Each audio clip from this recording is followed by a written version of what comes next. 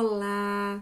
Sejam muito bem-vindas a esse nosso novo vídeo semanal, encerrando então o mês de março com os ensinamentos da nossa querida Santa Teresa Benedita da Cruz, a Edith Stein, tá? Eu vou trazer para vocês um pouquinho dos ensinamentos que nós estamos aprendendo no nosso clube de leitura, nessa jornada com 6 grandes mulheres da fé católica. Então, nós estamos encerrando agora essa etapa com Edith Stein, mas ainda dá tempo de você entrar no clube de leitura. Todos os encontros estão gravados, tá? E nós vamos finalizar Edith Stein e começar agora com Santa Teresinha do Menino Jesus. Bom, ainda então, do clube de leitura que nós estamos abordando sobre Edith Stein, hoje eu trouxe uma passagem do livro que ela vai citar 3 passos dos quais a mulher, né? Lembrando que nós estamos finalizando com esse livro da Edith, que é A Mulher, Sua Missão, Segundo a Natureza e a Graça.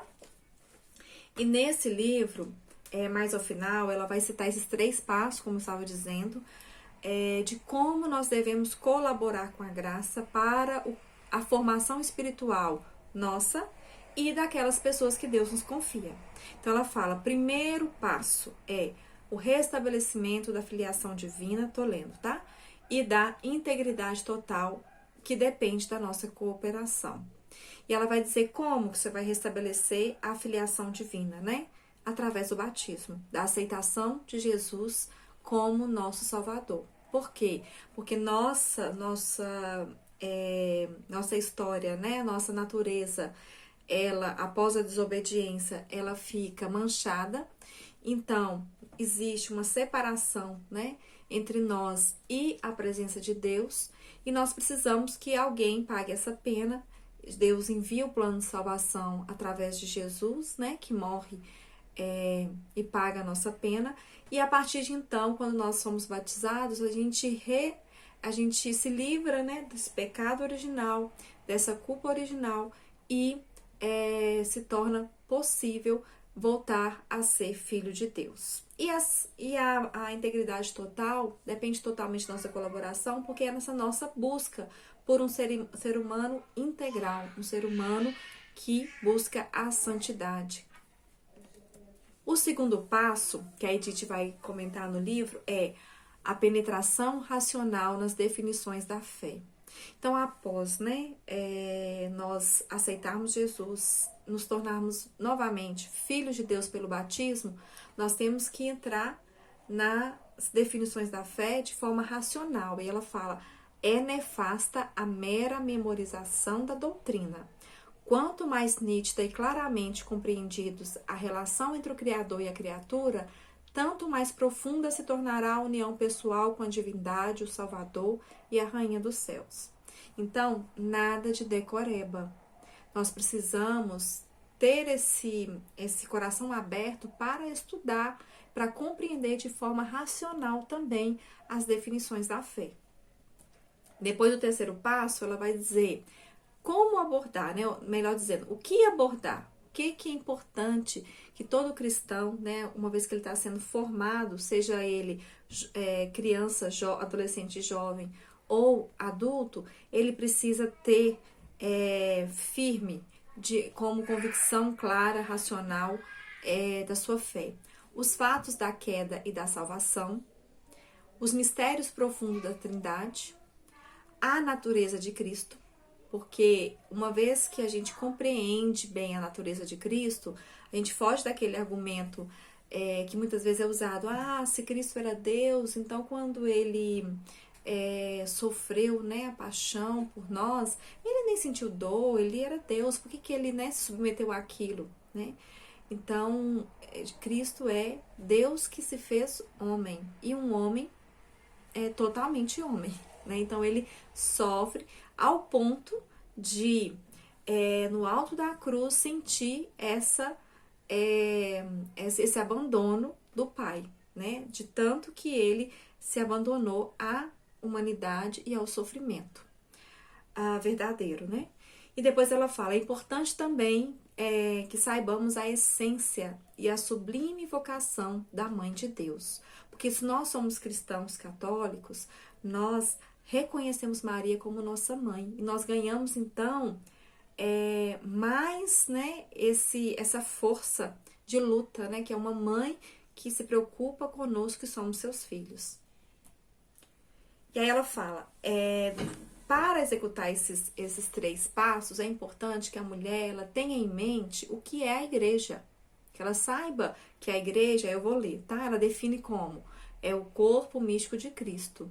É um corpo vivo e o espírito que vivifica é o espírito de Cristo, que emana da cabeça para os membros. Mas sendo este espírito o Espírito Santo, a igreja vira templo do Espírito Santo. Então, a gente explica isso em outras passagens, mas outras pessoas falam isso também, né? Nós, atualmente, que estamos dentro da Igreja de Cristo, que somos os seguidores, né? Os discípulos de Cristo, nós acreditamos que o Espírito Santo, que é parte da Trindade, está nos guiando nesse caminho rumo ao céu, rumo à eternidade. Já teve, né, momentos da humanidade que o relacionamento era maior com Deus Pai. Então, antes de Jesus vir, o povo hebreu, os judeus, eles tinham esse relacionamento com Deus Pai. Quando Jesus vem, é um relacionamento com Deus Filho.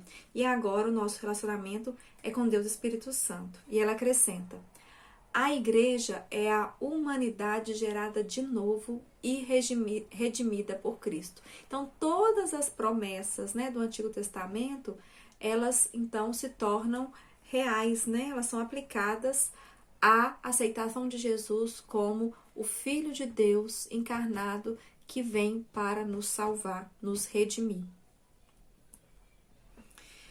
E ela fala, então a mulher, ela tem essa missão de levar a juventude à igreja, né? Seja as crianças, os adolescentes, os jovens, sejam filhos dela. Por quê? Porque na maternidade biológica é a mulher que gera, né, as pessoas que vão ir para a igreja.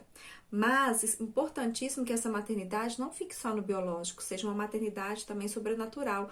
Além de gerar os filhos biologicamente, né, na matéria, é importante que a mulher aprenda a gerar esses filhos na graça, ou seja, né, introduzir essa vida espiritual, esse contato com o espiritual para com seus filhos, sejam filhos biológicos ou filhos espirituais. E aí ela dá tarefas. Para poder exercer essa missão de levar os jovens à igreja, ela elenca algumas tarefas. Primeiro, levar a filiação divina. Então, a mulher tem que estar ali atenta que todos precisam receber o batismo. Segundo, na infância, ter contato com as histórias sagradas da Escritura para alimentar a fantasia, o ânimo, ter contato com as práticas religiosas, né, que é a missa, o rosário e tantas outras, conhecer bem, ter contato com o advento bem vivido, o Natal e os meses marianos. Depois ela fala, terceiro, mais rápido possível é necessário entender o sentido dos sacramentos. Então, vamos recapitular, a igreja ela tem os 7 sacramentos, né? Que é o batismo, a confirmação, que é a crisma, a Eucaristia, né? Tem a confissão, que é a penitência, tem o matrimônio, a ordem e a unção de enfermos. Então, é importante que nós, quanto mulheres, né, nos formemos entendendo o verdadeiro sentido desses sacramentos, para que a gente possa ensinar, né, que eles compreendem a grande realidade sobrenatural que está por trás e dentro deles agindo sobre a alma. Ou seja, entender os sacramentos não só no mistério da fé, mas no mistério racional também, né? Já que essa linha de conexão com Deus tão rápida, né, tão certeira, que o próprio Jesus institui quando ele está aqui, né, nos evangelhos. E ela vai dizer no 4º passo, após uma boa compreensão do Natal, introduzir o mistério da encarnação e a vocação sublime da Mãe de Deus. Depois, o 5º passo, na fase de amadurecimento do jovem, preparação para a posição que cabe ao jovem como órgão da igreja, ou seja, sua vocação. Então, acompanhar esse jovem para que ele possa discernir a sua vocação dentro da igreja. É um matrimônio? É uma vida missionária? É uma vida consagrada? É um sacerdócio? E aí ela vai, né, nos dar Maria como esse modelo e essa ajuda, né, feminina para nós que temos essa missão como mãe biológicas, como mãe espirituais, de educar para a fé. E ela fala: chamar Maria de mãe não é uma mera imagem. Maria é nossa mãe no sentido mais real e eminente, que ultrapassa a própria maternidade terrena. Ela nos deu a luz, segundo a vida da graça e abandonando todo o seu ser, corpo e alma à maternidade divina. Quando ela fala que nos deu a luz, ela coloca nos deu a luz craseado e com letra maiúscula. Isso quer dizer que ela nos deu a verdadeira luz que é Cristo. E por isso nós então podemos nascer pela graça. Então todos nós devemos, né, a Maria, porque Deus quis, né, essa filiação divina, né, esse restabelecimento da filiação divina. E se Deus Pai quis ter uma mãe, por que nós não vamos aceitar, né? Aí ela continua: assim podemos crer na colaboração de Maria em toda parte onde uma mulher cumpre a sua missão de mulher, assim como cremos na participação de Maria em toda a atuação da igreja. Então, nós como mulheres, e uma vez que a gente pede a colaboração de Maria, ela está atenta, ela nos ajuda, porque ela, né, também é mulher, ela nos entende, nos compreende. E ela fala: e mais, nós devemos conhecer e trazer para a juventude, né, outros exemplos de grandes mulheres. E ela cita Santa Teresinha do Menino Jesus, Santa Teresa de Ávila, Santa Eudegada de Bindi, Catarina de Sena. Todas essas nós estamos estudando aqui no nosso clube de leitura. E ela fala: uma vez que nós, né, podemos exercer essa missão de educar para a fé, a gente começa a identificar como que a gente pode ajudar na saúde, no bem-estar, né, do povo, da sociedade. E ela fala: ela faz uma pergunta: qual é a grande enfermidade de nosso tempo e de nosso povo?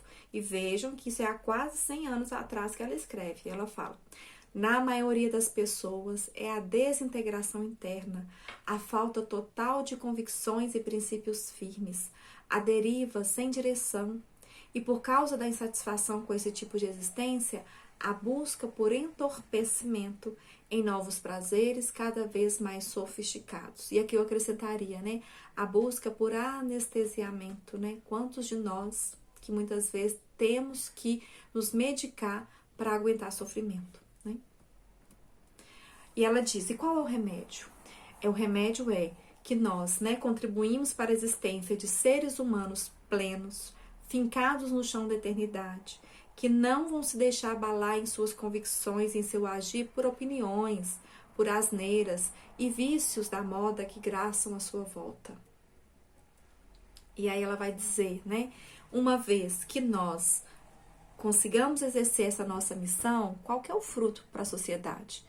E ela fala: cada uma dessas pessoas bem formadas será como uma coluna firme, em que muitos podem agarrar-se para voltar a sentir por seu meio o chão firme debaixo dos pés. Então, essas pessoas vão ser como que colunas, onde elas vão ficar firmes em suas convicções, né? E na fé e crendo na eternidade, né? E vão poder ser usadas por outras pessoas que vão se agarrar a elas para se manterem firmes também. E para a mulher, né, que exerce essa missão, ela também recebe frutos. E ela comenta: uma vez transformadas em seres humanos plenos, porque a gente só dá o que a gente tem, então a gente só vai tornar os seres humanos plenos se nós formos, né, essas mulheres plenas inicialmente. Então, uma vez transformados em seres humanos plenos, que ajudam os outros a se tornarem os mesmos, as mulheres passam a criar células sadias e fortes que levam forças vitais sadias ao corpo da nação inteira. Então, gente, olha a atualidade desse tema, né? Como que nós vemos que esse adoecimento dos nossos jovens, da nossa juventude, das nossas gerações, já tem sido, né, algo claro de se ver há centenas de anos. Então, que nós possamos ter essa convicção de que a nossa ajuda é de criar uma célula no corpo inteiro. Isso pode parecer um benefício tão pequeno, mas que se eu não fizer, a chance do corpo melhorar é menor. Então, eu crio uma célula, aquela célula vai se multiplicando devagarzinho e, de repente, esse corpo volta a ser saudável, né? Então, essa é a esperança que nós temos de que a nossa sociedade, de que a nossa nação possa ser cada vez mais saudáveis, uma vez que nós, mulheres, podemos ocupar esse papel nessa nossa missão de levar os jovens à formação espiritual aqui na nossa igreja.